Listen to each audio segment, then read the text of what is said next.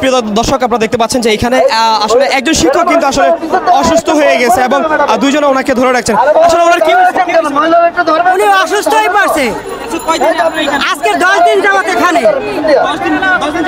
জি, এর আগে দাবি জাতীয়করণের ঘোষণা দিয়া তারা বাস্তবায়ন করছে না। আমাদেরকে 8ই জানুয়ারি 26শে জানুয়ারি আমাদের দাবি ওনারা মানে নিয়ে আজকে পর্যন্ত আমাদের দাবি ওনারা বাস্তবায়ন করছে না, মানছে কিন্তু বাস্তবায়ন করছে না। বাস্তবায়ন করে না বিধায় আমরা এখন আবার রাজপথে দাঁড়াইছি। আজকের দীর্ঘ 41 বছর পর্যন্ত আমার বাবা এই অবস্থায় শিক্ষক হয়ে মারা গেছে কিন্তু বেতন পায় নাই।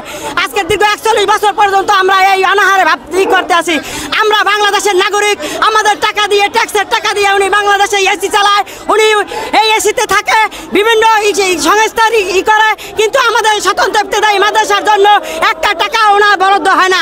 এখন আমাদের বরাদ্দ হয়েছে, আমাদের বাস্তবায়ন করছে না। এই জন্য আমরা বাস্তবায়ন করার জন্য আমরা এখানে আজকে দাঁড়াইয়েছি আজকে দীর্ঘ 10টা দিন পর্যন্ত, যাতে আমাদের স্বতন্ত্র ইবতেদায়ী মাদ্রাসা জাতীয়করণ বাস্তবায়ন হয়।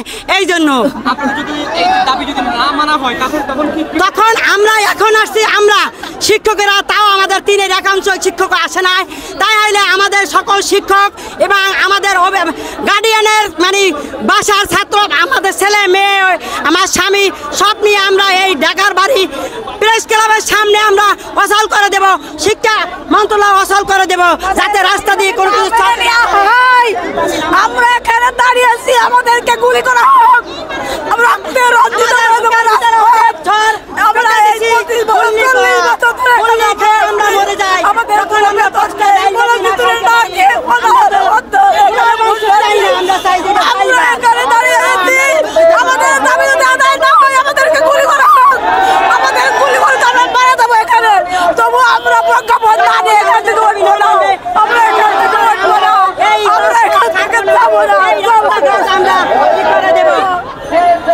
প্রিয় দর্শক শ্রোতা, আপনারা দেখতে পাচ্ছেন যে আসলে এখানে শিক্ষক যারা রয়েছেন আসলে কিন্তু তারা অনেকে অসুস্থ হয়ে গিয়েছেন এবং এখানে সেই অসুস্থতা অবস্থায় এখানে তিনি বলতেছেন যে আসলে তাদের দাবি যদি না মানা হয় তারা কিন্তু আসলে এইখান থেকে কিন্তু এক বিন্দুও তারা এখান থেকে হটবে না বলে জানিয়েছেন। এবং যদি তাদের দাবি না মানা হয় কিন্তু তারা এই প্রেস ক্লাব সহ এবং শিক্ষা মন্ত্রণালয় সহ সকল কিছু অচল করে দেওয়ার তারা ঘোষণা দিয়েছেন।